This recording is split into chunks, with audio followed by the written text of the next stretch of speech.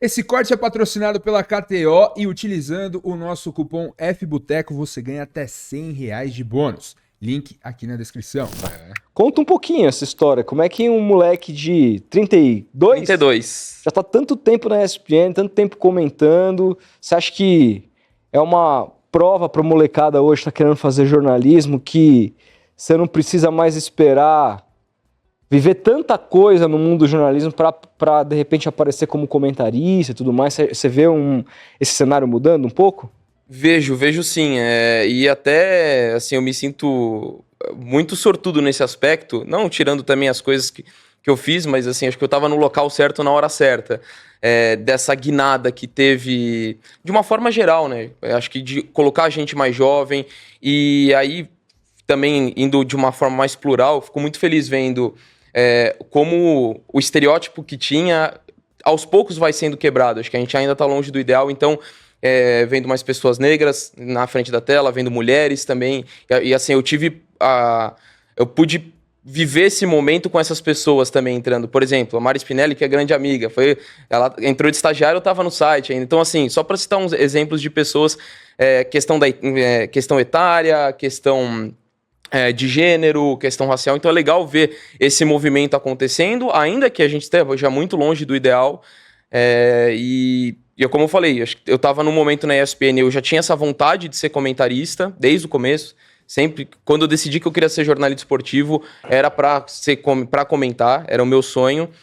E eu já tinha manifestado isso e foi no momento que eles estavam buscando gente mais jovem mesmo. E a ESPN tem uma cultura muito de valorizar quem tá lá dentro, assim, tanto quem tá na frente do vídeo e quem tá por trás, tem muita gente com uma longa bagagem por lá. Então, acho que isso acabou também proporcionando, e lógico, muitas pessoas que eu sou muito grato, que eu já agradeci várias vezes na minha vida, de gestores que ajudaram, assim, de falar meu nome, de eu receber uma oportunidade de fazer um teste. Foi lá em 2017 e aí as coisas deram muito certo. E primeiro mesclando com a minha atividade no site, que eu entrei na ESPN como estagiário no site. Que ano? Isso em 2012. 12. Eu fiz o processo seletivo em 2011 para entrar em 2012. Tinha quantos anos em 2012? Eu sou mal de matemática. Eu tava com 20 anos, né? Porque eu faço em fevereiro. Caralho, então mano. eu entrei na ESPN em janeiro de 12, praticamente com 20 anos. Caraca, cara. Pô, cara, uma Olha, puta oportunidade. Imagina, porra, 20 anos... Cara, mais de um entrando na terço da ESPN. vida na ESPN já... E como que surgiu essa mudança do site, de redator ali, né? Do site da ESPN para comentarista, assim? Como que foi essa oportunidade? Eu, assim, até com reunião com o gestor, falando, olha, que o meu sonho era esse. Daí ele falou, vamos ver de pintar um teste, né? De fazer um teste ali. Lembro até hoje que eu fiz 45 minutos de uma final de Copa da Alemanha com o Vogan para gravar. E eu fiz esse teste. E aí depois de um tempo eles ficaram de dar um retorno, olha, gostamos. E a ideia é você começar a fazer, que eles estavam pensando que o Wenzel... Pessoa maravilhosa, fantástico. Além de uma autoridade no futebol alemão no Brasil, um ser humano incrível. Até tenho amizade, a gente já vai de vez em quando tomar uma cerveja, bater um papo. Já faz um tempo a última vez. Inclusive, Wenzel, se ele estiver vendo, já tô cobrando esse encontro. A gente quer trazer ele aqui. Por favor, cara, ele tem muita história para contar. Um ser humano incrível. E ele era o comentarista de futebol alemão. Só que às vezes tinha aquele show da rodada, aquele programa sonorizado com 30 minutinhos dos melhores momentos, tinha jogos de VT. Então eles tinham ideia de ter alguém também. E eu falei, olha, eu gosto, sempre foi meu sonho, mas deve ter um monte de gente também que se preparou, que sonha em ser comentarista. E já há um tempo pensando nisso, eu tinha começado a estudar alemão. Eu falei, olha, se eu falo alemão, isso pode me colocar à frente de alguém que também conheça, que se estude, que se prepare para isso. E aí foi a porta que eu encontrei para entrar nessa questão para comentar. Então, acho que foi essa junção, né? De pedir essa oportunidade, demonstrar essa vontade, os gestores que me ajudaram para proporcionar essa chance. Acho você que já falava ou você começou a estudar? Não, já falava. Assim, até hoje eu não falo. Assim, se você estuda alemão, é uma coisa eu garanto. Você vai aprender a ter paciência na sua vida. É muito difícil. É muito difícil. Cara. É muito difícil. Muito. E aprendendo aqui, eu fui pra lá viajando, mas nunca fui pra ficar um tempo mesmo morando. E aí é muito mais complicado, assim, acho que se você pegar. Eu parei, agora eu tô voltando a estudar. Essa é uma coisa que eu tinha pra mim, pra voltar a estudar. Então já tinha um contato com a língua, acho que isso me ajudava a estudar, me preparar. Então, foi uma forma que eu encontrei de me colocar à frente numa oportunidade. E aí as coisas deram muito certo. Desde 2017, então, comentarista. E esse interesse pelo alemão veio como? Familiar? Já gostava do campeonato? Como é que foi, assim, que surgiu? Eu sempre tive identificação, assim, que meu avô era austríaco. Eu não, assim, infelizmente não conheci ele morreu jovem.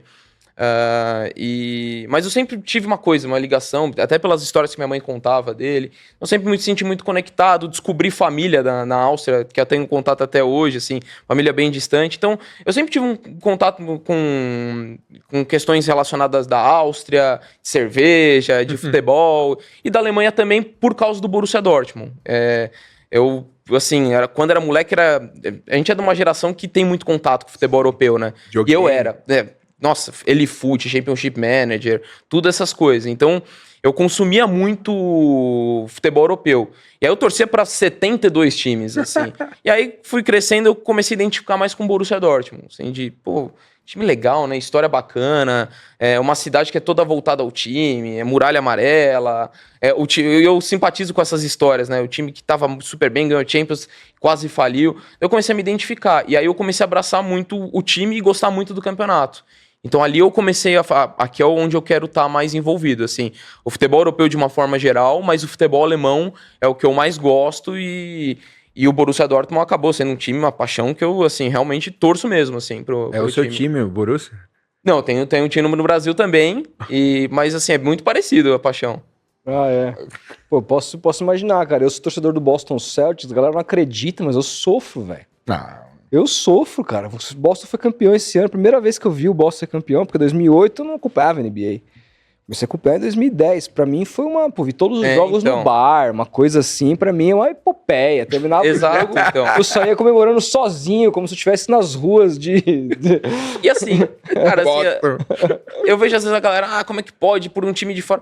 Cara, é sua vida, sabe? Se você se identifica, se você tá bem com isso, a pessoa se conforma e quer torcer só pros times do Brasil, tá tudo bem, assim. Seja feliz, eu não vou ser... Sommelier. Podar a felicidade de ninguém. E pra mim, representou até profissionalmente, que foi uma época que eu comecei a acompanhar, apaixonar mais, entrei na faculdade. Então, assim, foi algo também que tem muita importância na minha vida, não só por ver o jogo e torcer, mas que me trouxe a paixão pra fazer aquilo que eu faço hoje. E quem que você se espelhou, assim? A gente sempre tem, né, cara... referências aqui. Pô, a gente fez o podcast justamente para conversar com as referências que a gente sempre quis trabalhar e tal, e teve a oportunidade de entrevistá-los. Quem que você se espelhou assim para, quero não comentar igual, mas quero ter esse cara ali perto e tal, enfim. Assim, lógico que conforme vai passando o tempo, você vai incorporando outras pessoas que eu conheci no caminho, mas assim, para mim, top 1 na minha vida é meu ídolo, PVC. PVC é meu ídolo. Cara, ele é... Quando eu decidi ser jornalista esportivo, eu lembro que eu comecei lendo o livro dele, jornalismo esportivo, estava no primeiro ano do ensino médio, eu já era fã de esporte, daí eu tive a oportunidade no segundo ano do ensino médio de fazer um trabalho que tinha no meu colégio, era uma monografia, era meio que uma preparação para quando você fosse fazer um TCC na faculdade, lógico, o nível de exigência é muito menor. E assim, eu já sabia o que eu queria, já era fã de esporte. Falei, eu quero fazer alguma coisa de futebol. Daí eu fiz uma comparação do futebol sul-americano com o europeu. Nisso eu conheço o Renato Senise desde que eu nasci, ele que me conhece desde que eu nasci. Ele é amigo pessoal do meu primo. Esse é eu sou uma pessoa, esse é um dos que eu sou muito grato, uma pessoa que eu tenho um carinho, amo de paixão, o Senise. Legal, assim, legal. É uma pessoa, ele é amigo pessoal do meu primo de infância, né? Então eu sempre tive contato com ele. E aí ele trabalhava na ESPN, por ser amigo do meu primo, ele possibilitou esses contatos de fazer entrevista para essa monografia. Cara, o que eu mais queria era o PVC. Eu tive a oportunidade de falar com Calçade, com Paulo Andrade, com Amigão. Assim, passei o dia na ESPN. Minha mãe fala assim, eu lembro daquele dia que você voltou e foi eu quero Disney. Totalmente, literalmente, né? Em todos os sentidos. Viu o Calçade assim com o Mickey. Então, eu tava alucinado. Eu passei o dia inteiro. Eu falei, aqui é isso que eu quero fazer e é aqui que eu quero trabalhar. E o PVC foi um dos que eu entrevistei. E assim, eu vi que ele tava extremamente ocupado e assim, cara, destinou mais de 1 hora, assim, falar com um moleque de colégio que, sabe, nem precisava. Então, assim, o cara já era minha referência como profissional e ali eu falei, esse cara é fantástico. Eu lamento muito, assim, de não ter trabalhado com ele no ar, assim, né? Mas, assim, até hoje é alguém que eu... É o meu ídolo, Ah, o como eu PVC falei. é sensacional. E teve com a gente aqui Grande 2 cara. vezes e você vê que vai além da questão profissional. É uma pessoa muito do bem Legal. também. É, Isso pega pra gente, assim. E no fim, assim, eu acho que o jornalista, a profissão que a gente escolheu, ela é indissociável o profissional da pessoa. sim. É uma das profissões que você não consegue enganar por muito tempo. É um personagem. Você não consegue ser um canalha Uhum. a sua vida inteira e aí ligou a câmera, você vira o arauto da moralidade. Se você é um canalha, uma hora as pessoas vão saber que você é o Concordo. canalha. Seja porque você se descuidou, a câmera estava aberta e você não viu, Acontece. e aí falou qualquer merda, ou seja que nos bastidores você fez alguma merda e foi demitido de alguma emissora por causa da tua postura. Porque é indissociável a questão da... Então eu tendo a admirar, primeiramente os jornalistas hoje, aqueles, principalmente depois do podcast que eu conheço, que eu admiro também pessoalmente. Uhum. Torço mais por aquela pessoa. Falo, Isso é caralho, muito cara, o legal. cara é uma puta pessoa, vou torcer muito mais.